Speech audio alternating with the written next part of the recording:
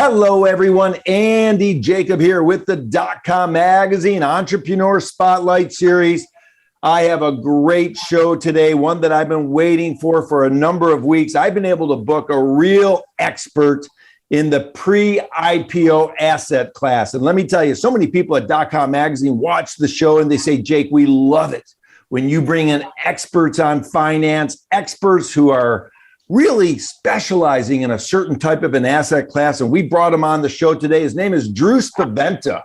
And Drew is the founder and CEO of the Spaventa Group. He's a worldwide leader, a real nation leader in this asset class. And he's got some great expansion going on that's happening here coming up. But we want to unpack it all because I've got so many questions for Drew. Drew, let's get going because I just can't wait. I've got so many questions for you. Welcome to the DotCom Magazine Entrepreneur Spotlight Series today. Yeah, glad to be here, and thank you for the invitation. Obviously, we've been going back and forth for a few weeks, and it's good to know that I finally made it. And by the way, I do have to add, if I ever need an MC, you're the guy I'm going to speak to because that was a fantastic intro of myself. I couldn't have done it better. Thank you. Thank you, Drew. Well, you made it easy. I mean, when you read about your background experience, you take a look at what you've done with this Spaventa Group. I mean, everybody's talking about it. I mean, you've got decades of experience as an investment manager, an equities trader, a research analyst, a portfolio manager, and an executive as well. I mean, it's really awesome. But let's pull the lens back to 30,000 feet just to start the show. And tell us about what you do at the Spaventa Group. Yeah, we're an alternative investment firm, but right now our predominant asset class is pre-IPO. Pre-IPO has gained over the last few years, has been really gaining in popularity probably over the last 2 to 3 years.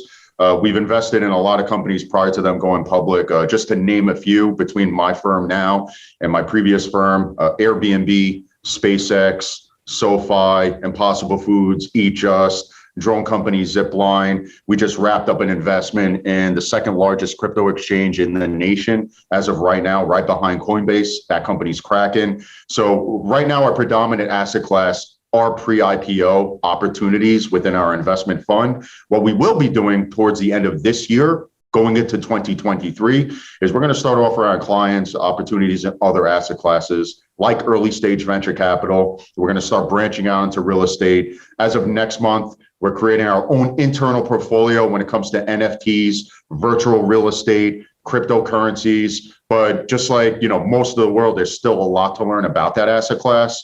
And until we have really that expert opinion on it, we're not going to offer it to our clients. So as it stands, we are an alternative investment firm, but pre-IPO is our predominant asset class at this moment.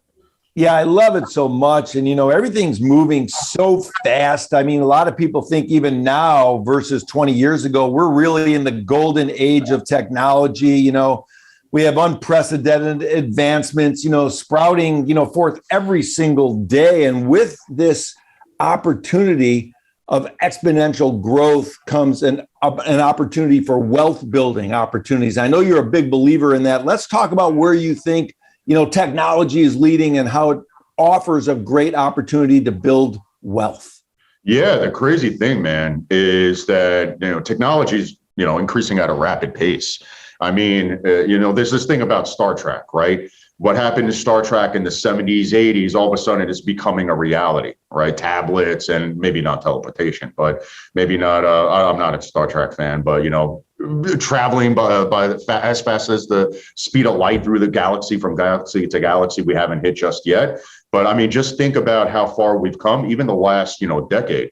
Just the iPhone came out in 2007. Now, all of a sudden, our lives are dependent around the small little mini computer in our pocket. To answer your question of what do I see over the next 10, 20, 30 years, I mean, let's state the obvious, electric vehicles are becoming increasingly more popular. We have a budding space industry, which by all accounts is going to be valued anywhere between $1 to $3 trillion over the next 20 years, right? I think advancements and a lot of investment opportunities are ripe in the areas of life science, which hasn't been as popular as, let's just say, software. That's another thing. I think software, we got to start, putting the brakes on because valuations have been getting a little crazy. But I mean, I could go on and on and on. I mean, we're looking at property technology when it comes to real estate. We're looking at psychedelics now, the testing of, magic mushrooms and all these different psychedelics and the life science sector. So the truth of the matter is, as our society continues to expand and as a society, we become technologically more advanced as time moves on. The byproduct in a capitalist society is we're going to have plenty of areas for us to generate exuberant amounts of wealth. And one perfect example of that is if you look on any heat map on the amount of unicorns, which in the private equity world, a unicorn is any company, VC-backed company that achieves a valuation of at least $1 billion. I mean, that heat map has exploded over the last 8 years, which could mean two things, right? Maybe there's valuations are a little lofty, or maybe it's just not 1980 that, back in the 80s when a company achieves $1 billion valuation, we're popping champagne and throwing confetti on the New York Stock Exchange. And now when a company achieves a $1 billion valuation, it's all right, tell me something I don't know. It's Tuesday at 5 o'clock, no big deal, right? So I think it's a happy medium. Yes, there are companies that don't deserve those lofty valuations, but we are at a time where companies are just achieving these massive valuations a lot easier because the market is there and ripe for the taking, which also leads to one thing that we do really, really well at the Spaventa Group, which we abbreviate as TSG, and we're highly selective in whatever investment we go into. And we make sure that our investment thesis is intact because we do know as time moves on, a lot of these other firms kind of throw spaghetti at the wall and just cross their fingers hoping they're right. We actually spent a lot of time in manpower to make sure that any investment that we do put our clients in has the best chance and best potential for us to maximize our return, our ROI. Yeah, that makes all the sense in the world. It's kind of that Berkshire Hathaway approach, but in a different kind of an asset class, Drew. When I think about people that reach out to you, and they've heard about you, they've read about you, they know about the Spaventa Group, they're interested in these pre-IPO asset classes, maybe a different kind of an asset class. What's that first conversation sound like? What kind of questions does you and your team ask the potential person that wants to invest so you can understand sort of what their risk tolerance is and where they want to sort of move their money to? Well, the first thing that we ask is we make sure they're accredited investors. So we can only we're very strict with our both external compliance and internal compliance within our firm. So the first and foremost thing that we do ask anybody that reaches out to us or anybody that we speak to by any medium whatsoever is if they're accredited. All right. So what is an accredited investor? An accredited investor is an individual that has made at least $200,000 a year for the last 2 years, or a married couple investing jointly that have made at least $300,000 a year for the last 2 years combined. Or, so remember, there's an or, it doesn't have to be an and, or a net worth of $1 million outside your primary residence. And what does that net worth, what's included in that worth? Simple: assets minus liabilities. So that includes anything that you have in your retirement, IRA, Roth IRA, 401ks, your stock portfolio, bond, any real estate and investments, cryptos, so on and so forth. So the first thing that we always make sure that we're speaking to when we speak to a potential client is making sure that they're accredited, right? We want to abide by the rules and make sure that we're not dealing with anybody that can't take on the risk, because it is a risky asset, right? Nothing's a given. So we make sure that they're accredited. And then after that, we just get a taste of where they are financially, right? What kind of risk can they take on? What are they looking for? Obviously, if they're speaking to us, they don't want to make, 10%. They're looking for alpha generation, but we have to make sure that they're in that position to take that on that type of risk. And based on their, multiple factors, their income, their net worth, their investment interests, we decide if what we have at that potential time or that specific time is right for them. And if it is right for them, how much do they want to allocate out of their portfolio to this particular investment? Yeah, that's super awesome. And one thing that you're known for is you love to really discover compelling investment opportunities. So what does that look like? What does your day look like? How do you see and find and hear about these investment opportunities? Is it done online? Is it done because you have a great sort of group of people throughout the world that you speak to on a regular basis. Where do you get all of these incredible opportunities that you hear about throughout the world? Yeah, that's a great question. So I'm not even going to go into my day. My days, I deal with my fund management, my chief operating officer, my director of my private client group, our admin department. My day is scheduled down to the very, very last second, from 7 o'clock in the morning to 10 o'clock at night. Within that day, of course, is investment research, looking for the next opportunity. And we do pretty much a combination of everything. I have a network, so I hear what my network's telling me, but also I'm of the school of thought that even though my network is telling me, I always feel that, obviously somebody wants something to gain out of it. So, all right, do you have a position? Is there a reason why you're telling me about this opportunity? In addition to my network, really, I do a lot of reading on a daily basis. From Monday through Sunday, I always make time for reading, because whatever I'm reading, there always might be a little bit of a company that's mentioned that might be of interest. And if I were to open it right now, which I'm not going to do, because then I would show everybody all the companies that I'm looking at, which right now is 63 deep. But I have an Excel sheet of all the companies that are of interest with links to all our different investment criteria.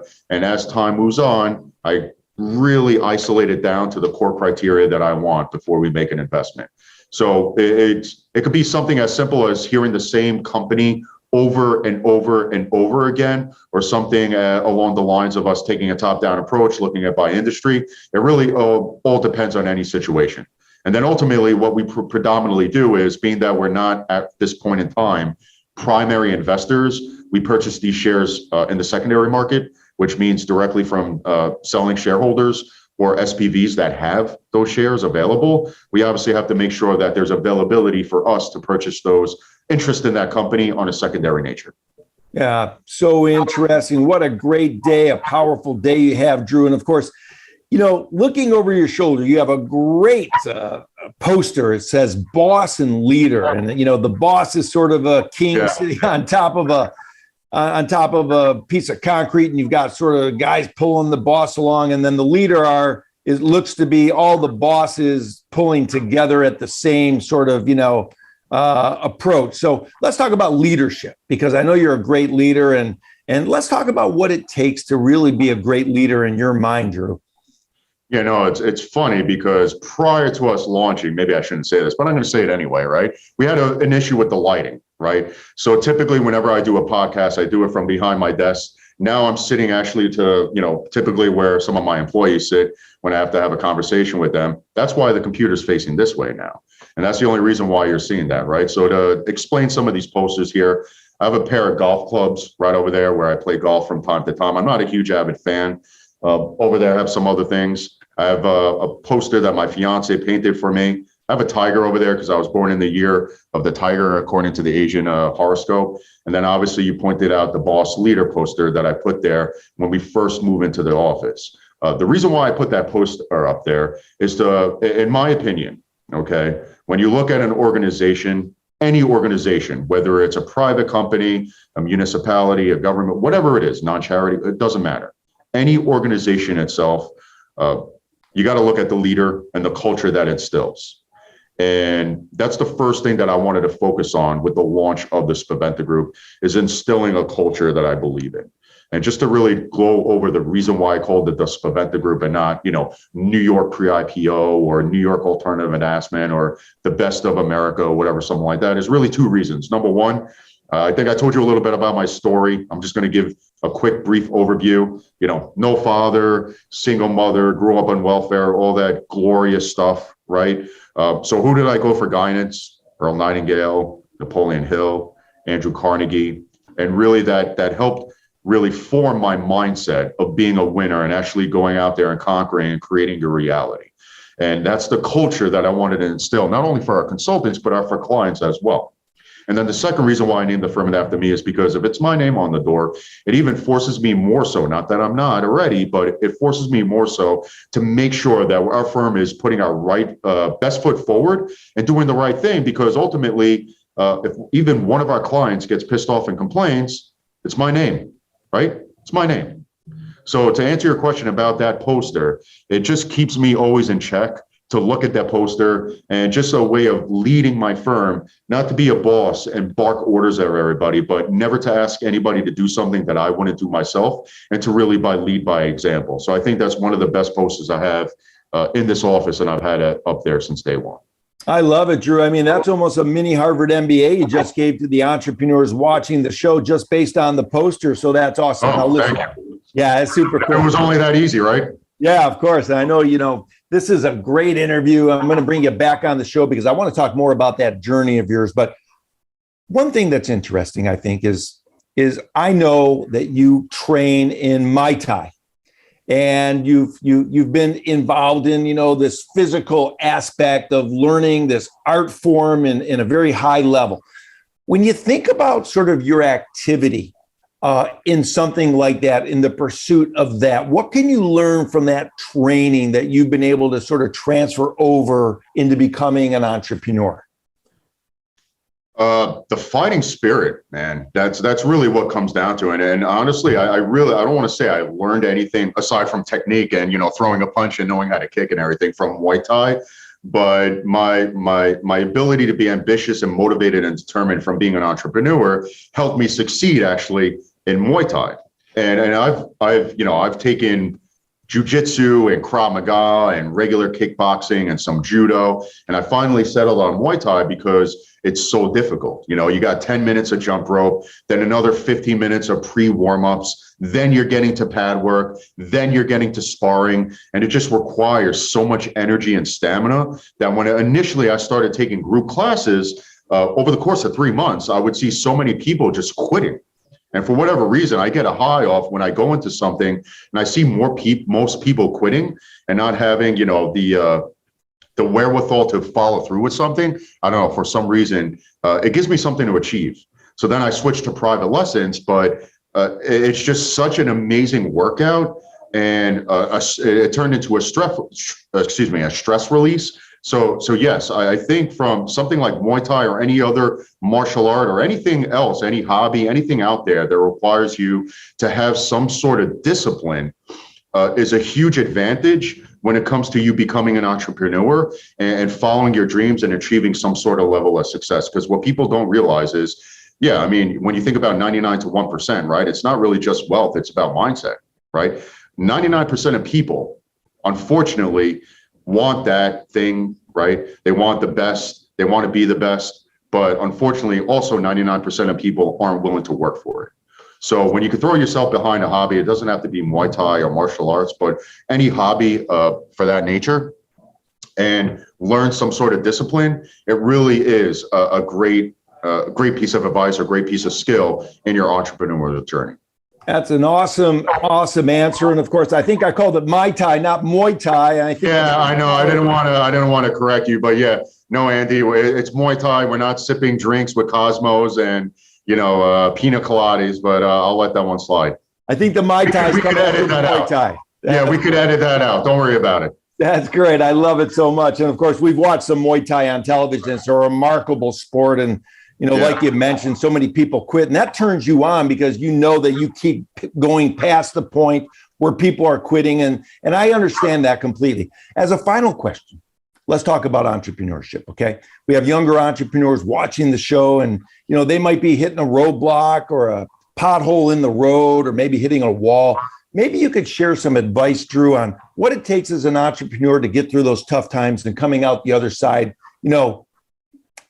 thinking to yourself, I'm happy I went through that tough time. Yeah.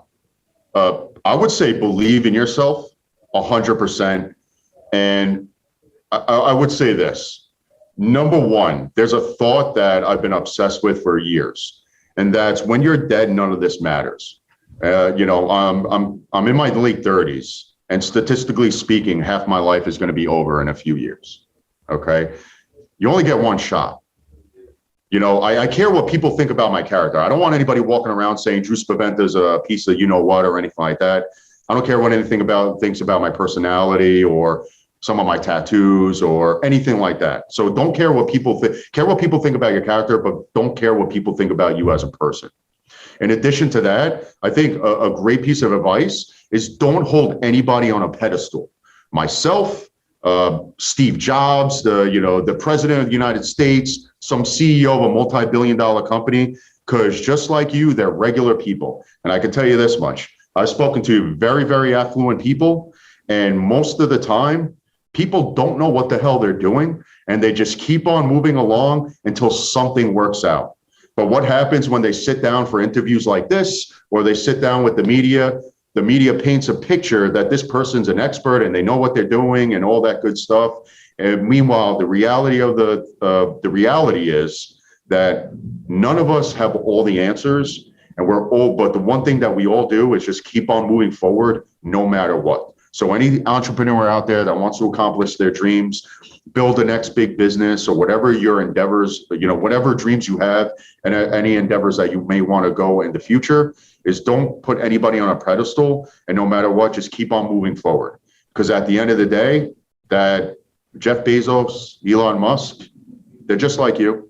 It really is. Elon Musk might know a little bit more of physics than you do, but maybe you know something about another field that he does not. So just keep keep on pushing forward, and gray out everything else. Just gray out everything else.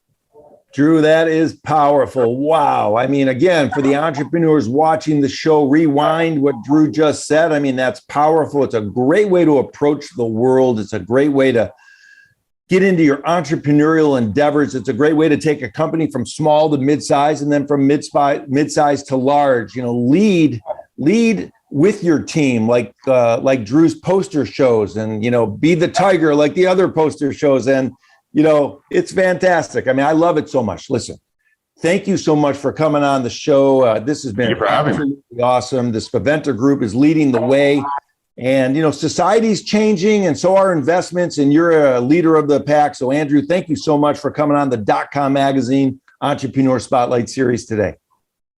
Thank you, Andy. Thank you for having me. And listen, I hope you have a great holiday, great 2022, and I hope we do this again. This was a lot of fun, man.